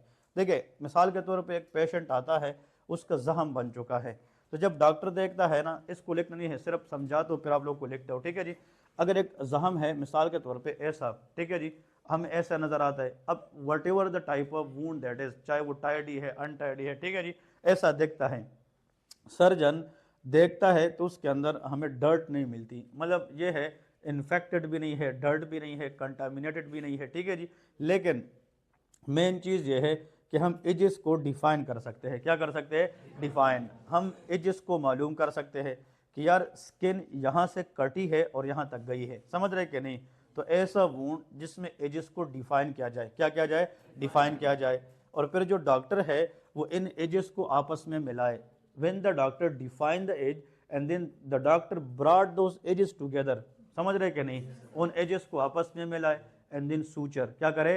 सूचर करे, उसका स्टिच लगाए ताकि वूंड हीलिंग जल्दी हो जाए। तो ऐसे कंसेप्ट को wound healing by primary intention कहते हैं। अब समझ रहे कि नहीं? इसका मतलब यह है आम दिनों में जैसे किसी का कट लग जाता है तो वो डॉक्टर के पास जाता है, कभी कभार डॉक्टर कहता है ये कम वूंड है इसके लिए कट की जरूरत हो नहीं है, वो सूचर जो है नहीं लगाता, क्योंकि उसको पता होता है कि the size of the wound is very minimal, वो क्या है? मिनिमल है। लेकिन जहाँ पे जैसे बच्चे होते हैं वो जैसे सीढ़ियों में गिरते हैं या कहीं पे गिरते हैं तो उनकी ये जगह लगती है, ये सर जगह लगती है। जितने भी बच्चे होते हैं 90% बच्चे वो गिर जाते हैं जैसे वो चलना सीखते हैं, ऐसा होता है कि नहीं? तो उसमें क्या होता है, फिर डॉक्टर उसके जो है ना वो मतलब ये स्टिचेस वगैरह लेते हैं, टांके लगाते हैं, ठीक है जी। लेकिन उसको कहते हैं प्राइमरी इंटेंशन। क्या है? प्राइमरी। एक बंदा है वो मोटरसाइकिल एक्सीडेंट में लगता है और जैसे वो लगता है तो उसकी पूरी body ragged with the road, समझ रहे कि नहीं? जैसे इधर लगता है तो उधर जाके जो है ना वो गिर जाता है, ऐसा होता है कि नहीं? तो मतलब रोड के साथ बिल्कुल जो है ना वो रैग जाता है, तो उसका वूंड आता है तो हमें ऐसे कुछ नजर आता है, ठीक है जी। तो मतलब इस वूंड के अंदर जो डॉक्टर है उनको एजेस का समझ नहीं आती कि कौन सा किसके साथ मिलाना है। मेरी बात समझ रहे कि नहीं? तो ऐसा वूंड जिसका पुअर डिफाइंड एजेस हो, क्या हो? Poor, and the doctor not able to suture that, उसको सूचरो ना करे, and the doctor give time to that wound, मतलब उस वूंड को ड्रेस करे, साफ करे और पट्टी लगाए और फिर उस वूंड को मतलब यह है उसी तरह ही छोड़े ताकि जो ग्रेजुलेशन टिश्यू है उसको फिल करे, समझ रहे कि नहीं? इसको टाइम दे दे, उसको क्या करे? फिल करे। और जैसे ग्रेजुलेशन टिश्यूज के अंदर बनती जाएगी एक नेचुरल प्रोसेस, तो वो वूंड खुद ब खुद भर के आ जाएगा, समझ रहे कि नहीं? वो भर के आएगा और कुछ वक्त के बाद वो दोबारा ठीक हो जाएगा। लेकिन इसके अंदर डॉक्टर स्टिच नहीं लगाता, तो इसको हम कहते हैं wound healing by secondary intention. वो क्या है? Wound healing by secondary intention. इसमें स्टिचेस होते हैं कि नहीं? यस, इसमें स्टिचेस नहीं होते हैं, दैट इज़ वेरी इंपॉर्टेंट। तो जिसमें स्टिचेस नहीं है तो उसमें टाइम ज़्यादा लगेगा ठीक होने में। और दूसरी बात, वो एबनॉर्मल वूंड है, लार्जर वूंड है, इरेगुलर वूंड है, तो उसके अंदर ठीक होने के बाद वहाँ पे स्कार बनेगी। क्या बनेगी? स्कार बनेगी, वो मार्क बनेगी, निशान पड़ेगी। लोग कहेंगे कि यार ये मैं गिर गया था तो ये ऐसा है, या मुझे ये चोट लगी थी तो ये ऐसा था। मेरी बात समझ रहे कि नहीं? तो ऐसा वूंड हीलिंग जिसमें स्कार के चांसेस ज़्यादा होते हैं वो सेकेंडरी इंटेंशन है, और जिसमें मिनिमल और नो स्कार है तो उसको क्या कहते हैं? प्राइमरी इंटेंशन कहते हैं। बात समझ गए कि नहीं? That is very important one, ठीक है जी। टेक 10 सेकंड टाइम एक दूसरे के साथ डिस्कस करें कभी मैंने बोला क्या है, कि प्राइमरी इंटेंशन क्या है, सेकेंडरी। शाबाश, 10 सेकंड टाइम ले ले, एक दूसरे को सिर्फ बताए कि प्राइमरी में क्या होता है, सेकेंडरी में क्या होता है।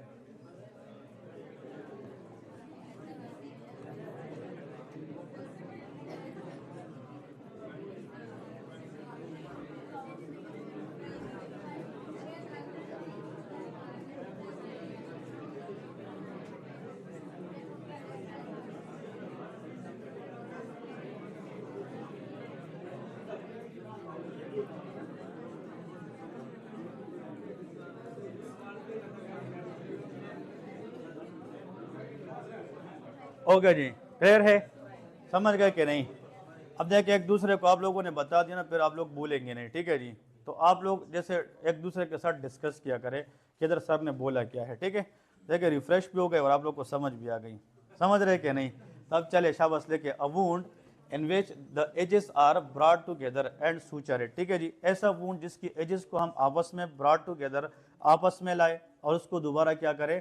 सूचर करे, स्टिच करे, to decrease the chance of scar formation, समझ रहे कि नहीं? टू डिक्रीज, यहाँ पे लेके टू डिक्रीज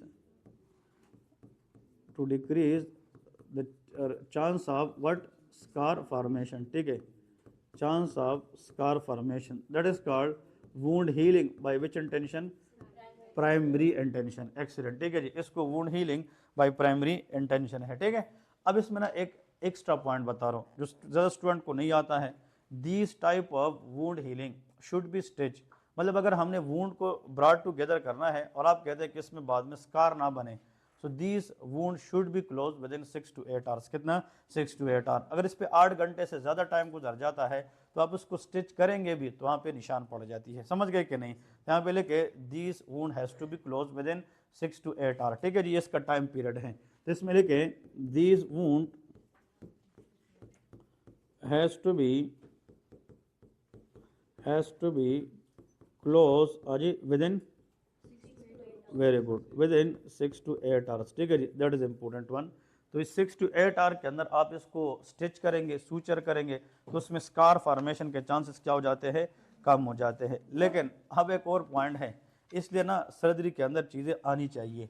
अब वो कहते हैं कि ऐसी जगह बताएं जहाँ पे अगर हम प्राइमरी वूंड को स्टिच करें 8 घंटे के बाद भी तो वहाँ पे स्कार के चांसेस क्या होते हैं? कम होते हैं। तो एक स्काल्प एरिया, ये जो स्काल्प एरिया होता है, या स्काल्प एरिया और फेस एरिया, ये दो जगह है, face and scalp. If we can stitch this area within 24 hour, कितना? 24 आवर। अगर इस पे 8 घंटे गुजर भी जाए लेकिन टाइम पीरियड ऐसा हो कि किस घंटे के अंदर हो? 24 hour, still there will be no scar formation. तो आप लोग लिखे इस तरह भी लिखे कि face and scalp wound can be suture till 24 hour, ठीक है जी, ये 24 आवर के अंदर भी हम कर सकते हैं। और इसकी वजह यह है कि these are more vascular area, इसमें वस्कुलरिटी ज़्यादा होती है, इस वजह से वहाँ पे स्कार के चांसेस कम होते हैं, ठीक है जी। देखिए स्कार तो वहाँ पे बनती है जहाँ पे वुंड को ब्लड सप्लाई नहीं मिलती, जहाँ पे वुंड को अपनी ब्लड प्रॉपर तरीके से नहीं मिलती है। तो स्काल्प एरिया और फेस एरिया, इसमें वस्कुलर टोन्स अच्छा होता है, इसलिए अगर आप 24 आवर के अंदर भी इसको स्टिच करें तो there will be less risk of scar formation, ठीक है जी, ये इंपॉर्टेंट है। इसमें लिखें important one, a wound healing या a wound in which the edges are not definable, या the edges are not brought together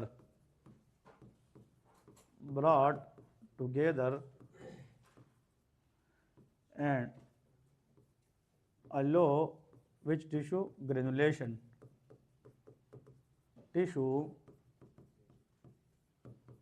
to fill the wound, क्या करे?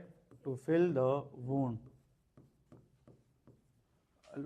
wound, that is called secondary intention. क्या है? Wound healing by secondary है। इसमें सबसे important ये है कि अब ये वजह क्या है? Because in this type of wound significant tissue is loss, मतलब इतना बड़ा वुंड होता है कि आप उसकी एजेस को आपस में मिला नहीं सकते क्योंकि टिश्यू लॉस क्या है? ज़्यादा है। So in these wound there is significant tissue loss that is not allowed us for primary intention, समझ रहे कि नहीं? मतलब टिश्यू लॉस इतनी ज़्यादा होती है कि उनकी एजेस को हम ब्रॉड टुगेदर नहीं ला सकते, तो उसको हम ड्रेस करते हैं, उनकी सफाई करते हैं, पट्टी लगाते हैं और जो ग्रेनुलेशन टिश्यू है उसको अलाउ करते हैं ताकि उस वुंड को क्या करे? फिल करें। सो that is called wound healing by secondary intention, ठीक है जी, ये बहुत इंपॉर्टेंट है। तो देखिए इसमें हम डॉक्टर इसको क्लोज करते हैं, मेरी बात समझ रहे कि नहीं? प्राइमरी इंटेंशन में सूचर कराते हैं, इसमें डॉक्टर ही इसको क्लोज करते हैं और इसमें डॉक्टर क्लोज नहीं करते, ये नेचुरल होता है। क्या होता है? नेचुरल होता है। इसमें ग्रेनुलेशन टिश्यू बन रहे होते हैं, तो ये वाला इंटेंशन है प्राइमरी, इसको प्राइमरी क्लोजर भी कहते हैं। क्या कहते हैं? Primary closure. और इसमें तो हम क्लोज ही नहीं करते, इसको सेकेंडरी क्लोजर कहते हैं। तो secondary intention is called secondary closure और primary intention is called primary closure of the wound, ठीक है जी। अब देखें इसमें लिखे इन दीज वुंड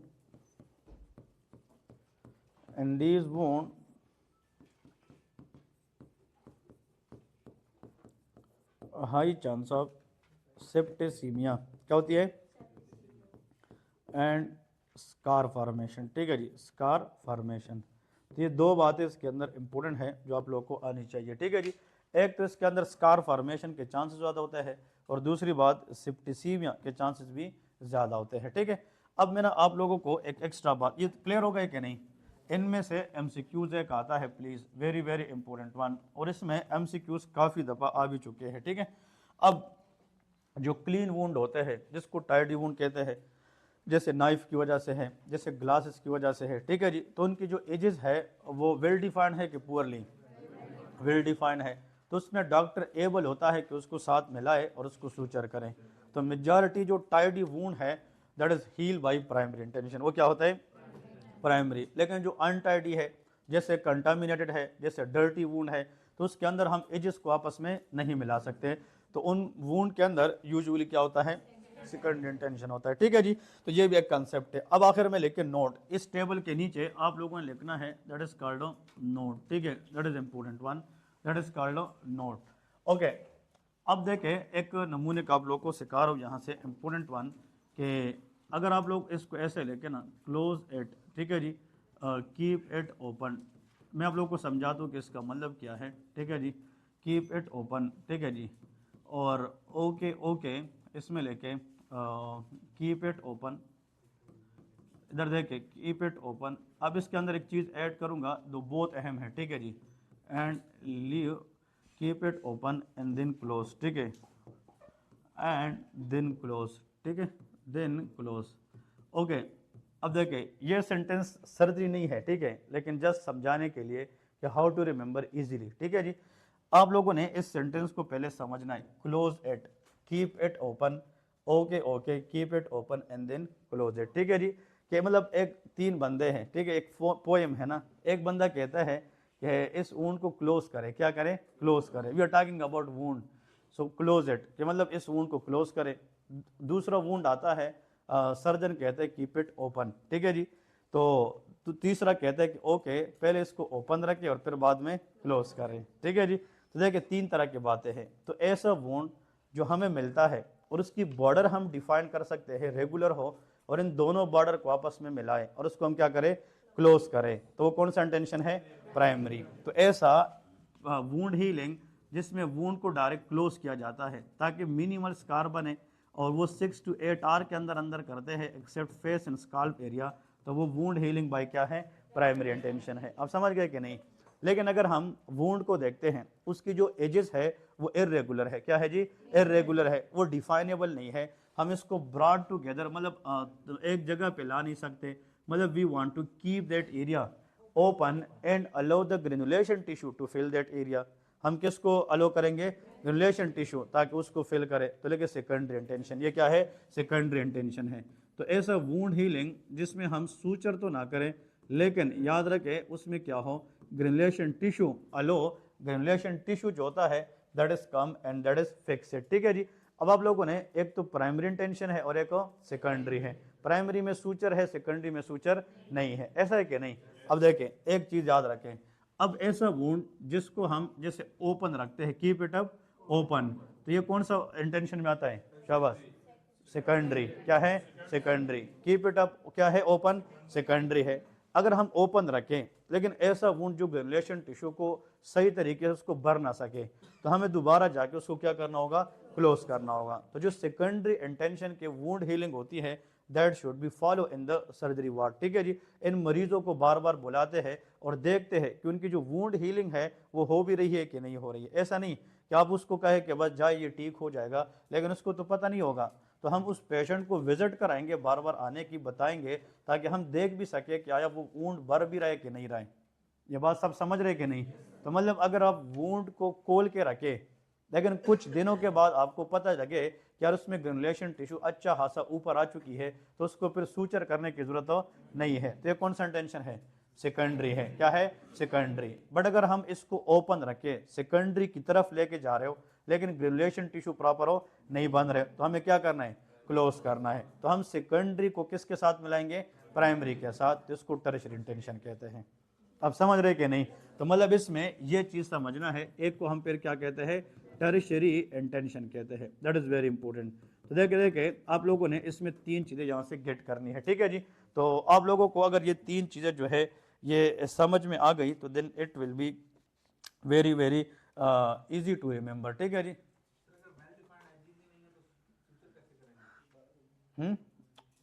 ओके अगर वेल डिफाइंड एजेस नहीं है तो suture, just think for a while you will get your answer by its own, because कि जब वेल डिफाइंड एजेस नहीं है तो आप तो ब्रॉड टुगेदर नहीं लाएंगे, but you allow that granulation tissue to come up, और जब आप थोड़ी सी बड़ाई करते हैं तो आपको एजेस डिफाइन हो जाते हैं, ठीक है जी। So that granulation tissue will help you how to identify those edges. Initially जैसे गड़ा है तो उसके अंदर हमें तो नहीं पता कि यार ये कितना है जब तक वो भर ना जाए, इसलिए हमने जहम को भरना है।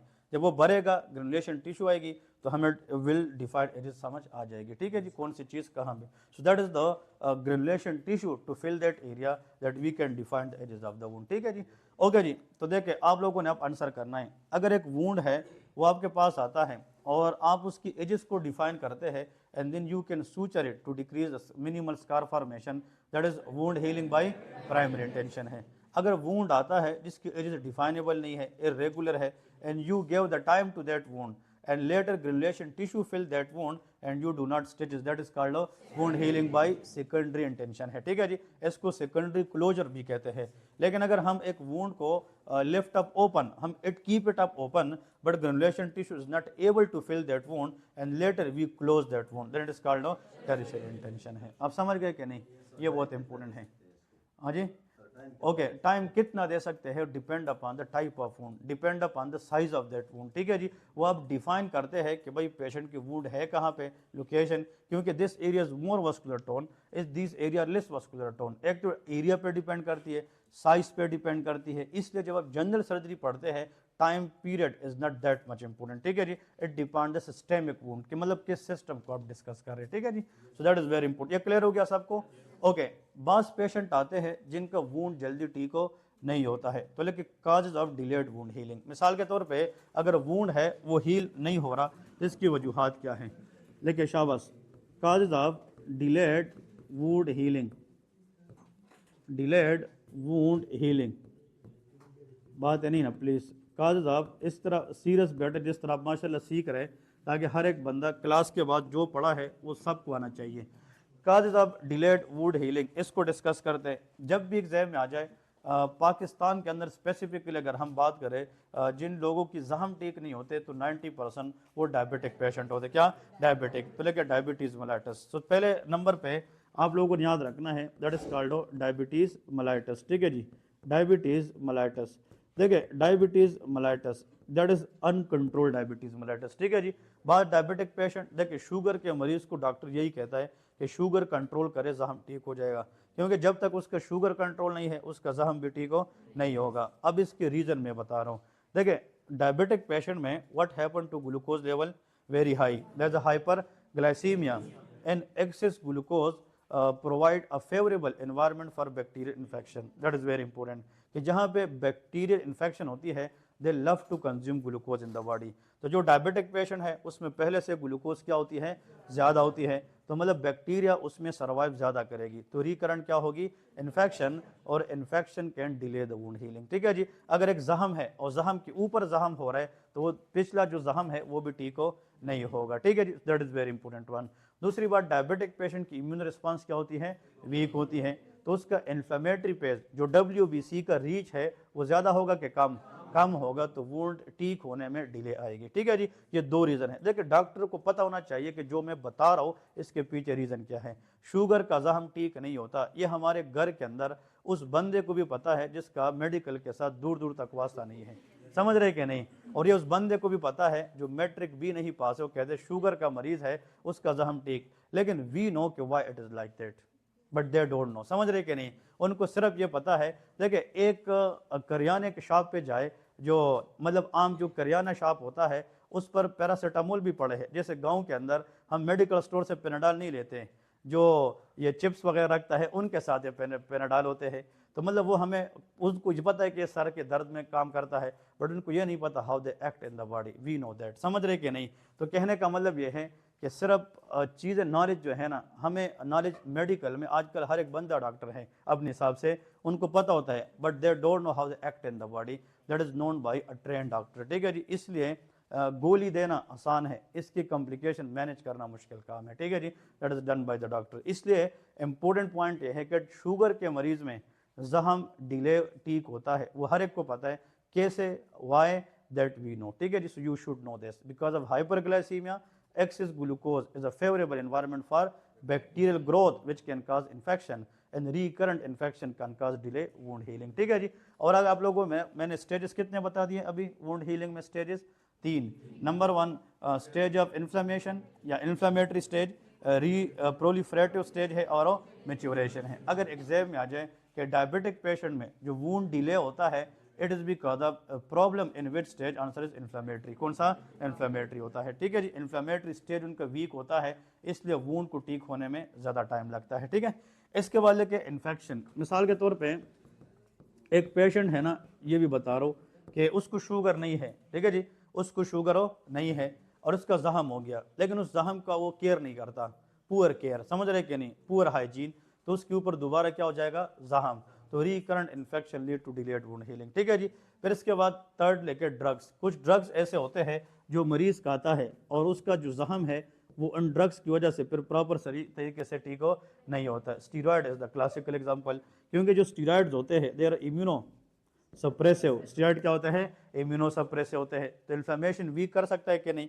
यस। और दूसरी बात which is very very important one, आप लोग को अभी मैंने ये बोला है कि मैच्योरेशन स्टेज में और प्रोलिफरेटिव स्टेज के अंदर फाइब्रोब्लास्ट इज वर्किंग। कौन सी? फाइब्रोब्लास्ट। और फाइब्रोब्लास्ट को मैच्योर करने के लिए इंटरल्यूकिन चाहिए होता है। कौन सा? इंटरल्यूकिन। और इंटरल्यूकिन को ब्लॉक करने का काम स्टीरॉयड का होता है। तो इसका मतलब ये जो स्टीरॉयड होता है they inhibit the production of fibroblast. ये किसको? Inhibit the production of fibroblast. एक तो फाइब्रोब्लास्ट को इनहिबिट करता है। अगर आप लोग यूएसएमएल स्टेप 1 फर्स्ट एड बुक उठाकर देखते हैं और एंडोक्राइन सिस्टम के अंदर कार्टिसोल हार्मोन देखते हैं, तो उसका जहाँ पे ख़त्म होता है पेज का चौथे नंबर लाइन पे लिखा है कि IL-2 interleukin 2 is inhibit by steroid और कार्टिसोल स्टीरॉयड एज वेल। क्या है? स्टीरॉयड है। और जो IL-2 है, इंटरल्यूकिन 2 है, that is responsible for lymphocyte maturation. और लिम्फोसाइट अगर मैच्योर नहीं होंगे तो आपको इम्यूनिटी नहीं मिलेगी। एक तो लिम्फोसाइट को मैच्योर होने नहीं देता, दूसरा फाइब्रोब्लास्ट को भी बनाने नहीं देता। दोनों तरीकों से it can decrease the immune response, that is why steroid can cause delayed wound healing. ठीक है जी, ये भी वुंड हीलिंग को डिले कर सकता है। नेक्स्ट लेके न्यूट्रिशनल स्टेटस। अगर एक पेशेंट माल न्यूट्रिशन में है तो मतलब उससे असर पड़ सकता है कि नहीं? That is called nutritional deficiency. जैसे विटामिन सी डिफिशियंसी। कौन सी? विटामिन सी है। अदर जिंक या मिनरल डिफिशियंसी। सो न्यूट्रिशन डेफिशिएंट लोगों में भी इम्यूनिटी क्या हो जाती है? वीक हो जाती है, तो उसका जो वूंड है वो प्रॉपर तरीके से हील नहीं होगा। Tissue necrosis is very very important one. Tissue necrosis, अगर पेशेंट है उसका कोई जख्म बना है लेकिन वहाँ पे ऑलरेडी सेल की क्या हो रही है? डेथ हो रही है, तो डेथ के बाद हम टिश्यू को रिकवर नहीं कर सकते, वूंड जो है वो हील नहीं होगा। फिर इसके बाद सेकंड नंबर पे आप लोग जैसे लिख सकते हैं, फॉर एग्जांपल हाइपोक्सिया। क्या हो सकता है? Hypoxia. What is hypoxia? Decrease oxygenation, oxygen level कम हो जाना। और जब ऑक्सीजन कम होगा, टिश्यू को प्रॉपर तरीके से अपना ऑक्सीजन नहीं मिलेगा, तो वहाँ पे एरोबिक रेस्पिरेशन नहीं होगी। एनएरोबिक रेस्पिरेशन लैक्टिक एसिडोसिस कराता है और acidic environment bad for the tissue growth. ठीक है जी, तो एसिडिक एनवायरनमेंट के अंदर जो हीलिंग है वो प्रॉपर तरीके से नहीं होगी। Excessive tension on the tissue, जैसे मिसाल के तौर पे एक्सेसिव टेंशन, इससे एक मुराद ये भी होता है excessive pressure on that area, कि अगर एक बंदा है उसका वूंड है वो ठीक होने लगा है, बट वो जैसे एक्सरसाइज करता है, वेट लिफ्टिंग करता है, तो उस जगह पे जोर ज़्यादा लगेगी कि नहीं? और जब जोर ज़्यादा लगेगी तो वो हीलिंग को दोबारा अलो करने नहीं देगी। हम इसलिए कहते हैं जिनका जख्म होता है तो हम क्या कहते हैं? Try to take some rest करना है ताकि वो जख्म दोबारा ख़राब ना हो जाए। और फिर अगर वूंड है और इसके ऊपर एक और वूंड बन के आ रहा है, अनदर वूंड, तो फिर ये प्रीवियस वूंड को हील होने नहीं देगी। That is very important. और last but not the least, hypothermia. तो इसके अंदर hypothermia, what is hypothermia? Decrease temperature of the body, क्योंकि body core temperature is also required for the wound healing. ठीक है जी, तो अगर टेम्परेचर बॉडी का कम हो जाता है, 32 डिग्री से कम हो जाता है सीवियर हाइपोथर्मिया के अंदर, फिर भी इसमें वुंड हीलिंग जो है वो क्या हो जाती है? वो डिले हो जाती है। ठीक है जी, so you people should know such type of MCQ for the exam, ये आप लोगों को आनी चाहिए। इन सब के अंदर अगर ये बातें होगी, ये सारी बातें, so it will didn't allow the wound to heal. तो हम कहते हैं कि if the heal is didn't, if the wound is आजी, if the wound is didn't heal, तो you should know. So D for what? Diabetes, I for infection, D for drug, N for, तो ये सारे concept इसके अंदर आते हैं। Didn't heal, समझ रहे कि नहीं? तो अगर वूंड है and that is didn't heal properly, so this didn't heal मतलब it contain all the causes which can cause delayed wound healing. ठीक है जी। लेकिन अब आप लोगों ने NRE1 में रिलैक्स रहना है। ये NRE1 में फेल क्यों होते हैं पता है, मैंने इसके ऊपर जब रिसर्च किया ना, इसका एक वजह ये भी है कि स्टूडेंट पर हर चीज़ को रट्टा मारते हैं। अगर मैंने ये लिखा ना, तुम घर जाके तब तक नहीं सोएंगे जो सीरियस स्टूडेंट है, जब तक वो इसको याद ना करे, अगर वो 2 दिन बाद भूल जाएगा। समझ रहे कि नहीं? जो चीज़ हम पढ़ते हैं हमें 3 दिन के बाद वो याद नहीं रहती, ये इंसान की साइकी है। बट सिर्फ उस चीज़ को अगर आप साल बाद भी उठाकर पढ़ते हैं आपको आसान लगता है, क्योंकि आपने उसके ऊपर मेहनत किया होता है। आप जब पेपर में जा रहे होते हैं तो पेपर के सुबह तक आप ये सोचते हैं मैंने पेपर में लिखना क्या, मुझे तो कुछ नहीं आता। लेकिन जब आप पेपर में बैठते हैं तो अल्लाह पाक दिमाग खोल देता है, जो आपने पढ़ा होता है वो आप कर लेते हैं, जो नहीं पढ़ा होता वो आपको बिल्कुल नहीं आता। ऐसा होता है कि नहीं होता? तो मैं आप लोग को ये बता रहा हूँ, जो आज की मेहनत है वो सिर्फ NRE1 की नहीं है, वो पूरी ज़िंदगी आपको हेल्प करेगी, वो कभी भी आप भूलेंगे नहीं। ये इंसान की साइकी है, शैतानियत है कि मुझे नहीं आता, मैं भूल जाता हूँ, ये कुछ भी नहीं है। Everything should be in your mind. समझ रहे कि नहीं? Everything should be in mind. अब इस टाइम पे, इस सेकंड पे हमने नमाज का कभी सोचा नहीं है, बट कोई बंदा आपको डायरेक्ट इधर भी खड़ा करेगा तो अल्हम्दुलिल्लाह रब्बिल आलमीन हर एक को आता है। समझ रहे कि नहीं? तो ये माइंड है, उसी टाइम पे आपको कुछ भी नहीं आता, बट जब आपने पढ़ा हो वो आप बैठ कर लेते हैं। तो एक तो इस चीज़ से निकल आए कि सर मैं पढ़ता हूँ भूल जाता हूँ। पढ़ते हैं भूलते हैं, रिवाइज करें, रिवाइज करें। बट अगर आप कहें कि मुझे हर टाइम पे ये मेरे शीशे के सामने मुझे सब कुछ आता, तो ऐसा कभी भी नहीं होता। ये इंसानी दिमाग है, रोबोट नहीं है। ठीक है जी, एक चीज़ तो ये है। दूसरी बात, हर चीज़ एग्जाम में नहीं आती। वो आप लोगों को ये बताएंगे कि भाई एक बंदा है, उसका शुगर 400 पे चला गया है, उसका कट लग गया है, वो ठीक नहीं हो रहा, और उसकी वजह से उसको हाई ग्रेड इन्फेक्शन हुआ है। और उसका जब डॉक्टर के पास आया तो डॉक्टर ने सिर्फ ड्रेसिंग की है, लेकिन वूंड को बंद नहीं किया। और डॉक्टर ने कहा कि इसमें टिश्यू बनेगी और ये बढ़ेगी तो ठीक होगा। तो मतलब इस ठीक होने के अमल को कहते क्या है? सेकेंडरी इंटेंशन है। तो शुगर मरीज था, शुगर मरीज में इन्फेक्शन थी, डर्टी वूंड थी, और डर्टी वूंड की एजेस डिफाइनेबल नहीं होते हैं। तो उसने एक क्वेश्चन में पूरे 1.5 घंटे का मेहनत आप लोगों का चेक किया है। क्या आपको आता है कि नहीं आता? जब एक प्रोफेसर MCQ बनाता है ना, उसके लिए वो देखता है कि मैं बच्चे की हर टॉपिक के अंदर हर चीज़ को कवर करूं। एक MCQ will define your whole strength of that topic. मेरी बात सब समझ रहे कि नहीं? तो मैं आप लोग को बार बार जो सिखा रहा हूँ वो नेवर एवर से कि right at least 5 causes of delayed wound healing. ये आप वाइवा में बता सकते हैं या आप किसी को अस्पताल में बता सकते हैं, बट NRE1 में नहीं आएगा। NRE1 में अगर आ जाए कि भाई डायबिटिक, वो कहेगा एक पेशेंट है उसको डर्टी वूंड है, but at the same time वो स्टीरॉयड भी ले रहा है, तो आपको पता होगा कि डर्टी वूंड का स्टीरॉयड के साथ लिंक है कि steroid delayed the wound healing. तो जब वूंड हीलिंग डिले होगा, वो उस हीलिंग को जितना वो टाइम लेगा उतना वो डर्टी बनता जाएगा। अब समझ रहे कि नहीं? ये लिंक्स होते हैं, इनको ना कंसेप्ट से बनाया। ऐसा नहीं कि मैंने उसको अलग रट्टा लगा इसको अलग रट्टा। No, they will tested you कि how you compare this thing. वो टेस्ट करेंगे कि आप जब आप लोगों से मैं टेस्ट सेशन लूँगा, जो एक फीमेल थी यहाँ पे आगे बैठती थी इस जगह पे, और वो NRE2 के अंदर बैठी है, वो जब एग्ज़ाम से निकली उसने कहा कि 168 क्वेश्चन उसको ऐसे आ रहे थे जो उसने किए हैं। अभी वो NRE2 में बैठी है। उस जब आई थी तो वो भी ज़ीरो थी, लेकिन उसने पढ़ा है, टाइम दिया है, और उसने कहा कि मैंने सर रट्टे नहीं लगाए, हम इधर टेस्ट सेशन लेंगे आप लोगों से बाहर। और उस टेस्ट सेशन में उसने कभी भी फुल नंबर नहीं लिए, और टेस्ट सेशन में ऐसे बना तो कि आप लोग भी कभी फुल नंबर नहीं ले सकते। लेकिन उससे आप लोगों को ये होगी कि मुझ में कमी है, मैं और मेहनत करूं। अगर कोई आसान चीज़ पे आप लोग को आदी करेगा ना कि डेफिनीशन MCQ में देगा, तो वो बंदा ज़्यादती करे। इधर तो हर एक खुश होगा कि मैंने 20/20 लिए है, उधर जाकर वो पहाड़ लगेगी फिर कि उधर क्या है इधर क्या है। इधर मैं हर एक इंसान पे इतना मुश्किल मेहनत करता हूँ कि वो चीज़ ऑटोमेटिकली आसान लगती है। मेरी बात समझ रहे कि नहीं? तो भाई कोशिश ये करें कि जो मैं पढ़ाता हूँ कि अहम है, घर जाके उनको अच्छे तरीके से किया करें। थ्योरी तो हम सब पढ़ते हैं, अगर वो सिर्फ वूंड से 5 MCQs उठाए तो वो पूरे सर्जरी से क्या उठाएंगे? फिर हर चीज़ का अलग एक इम्पोर्टेंस है, वो हमसे वो पूछते हैं बस। ठीक है जी। तो कहने का मतलब, अब देखें MBBS 6 साल में होता है, 5 महीने में नहीं होता। 5 महीने में सिर्फ एकेडमी का काम आपको रास्ते पे लाना है। और जो बंदा 6 साल में ना करे, हम थोड़ी कोई ऐसी ऊपर से बस गिरे है कि हम 6 महीने में आप लोग कर रहे हैं, ऐसा नहीं होता।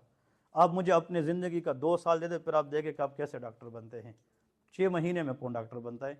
6 महीने में तो सर इतना होता है कि आपकी जो वीकनेस है इसके ऊपर काम करें ताकि इंशाल्लाह आप एग्ज़ाम पास करें। जिसका एग्ज़ाम आज पास है इसका मतलब नहीं है कि वो काबिल है। हर एग्ज़ाम पास वाला काबिल नहीं होता और हर एग्ज़ाम फेल वाला नालायक नहीं होता। एग्ज़ाम पास फेल आपकी एबिलिटी को डिफाइन नहीं करती। कभी कभार बैड लक से हो जाता है, कभी कभार वो दिन आपके लिए नहीं होता, अल्लाह ने आपके लिए कुछ और अच्छा रखा होता है। तो ऐसा नहीं कि आज आप फेल है, ठीक है, घर के नज़रों में हम फेल है, घर वाले कहते हैं तुमने टाइम दिया, क्योंकि वो बेचारे हमारे लिए सोचते हैं, वो कभी कभार हाई पर हो जाते हैं या कभी कभार उनको नॉलेज नहीं होती कि यार हमारी फील्ड क्या है। लेकिन इट डजंट मीन कि आपको आता नहीं। आप लोगों को अभी भी कुछ ऐसी चीज़ आई होगी जो एनआरई पास वाले हैं उनको शायद पूरी ज़िंदगी ना आए। तो इट डजंट मीन कि आपको नहीं आता, उनको आता है, आपको उनसे ज़्यादा आता है। बट मेन चीज़ क्या है, बहुत सारे स्टूडेंट पढ़ते हैं but on the day exam perform नहीं करते। किसी से क्वेश्चन रह जाते हैं, किसी से बबल नहीं फेल हो जाते। तो ये गलतियाँ तो फिर आप लोगों की है ना, ये सिस्टम का नहीं है। तो अगर आप लोग इस सिस्टम के साथ रहेंगे, हम इस पे काम करेंगे, तो मैं आप लोगों का माइंड ईजी करना चाहता हूँ। घर जाके जो बंदा 10 घंटे पढ़ेगा वो फेल हो जाएगा। ये मैं ट्रिक बता रहा हूँ। जो 10 घंटे पढ़ेगा वो फेल है, जो 4 घंटे पढ़ेगा वो पास है। 10 घंटे एक दिन पढ़ने से बेहतर है कि 4 घंटे रोज़ाना पढ़ें। हम बाज़ औक़ात पूरी रात पढ़ते हैं लेकिन आगे 2 दिन फिर सोए होते हैं, क्यों? वो थकावट ख़त्म नहीं होती। दिन में 4 घंटे पढ़ना है, 2 घंटे मोबाइल, आप लोग का दोस्त भी है, 2 घंटे मोबाइल करना है, 1 घंटा घर वालों से बात करनी है, 1 घंटा बाहर थोड़ा सा वॉक करना है। ज़िंदगी का हर एक चीज़ हिस्सा बनाएं।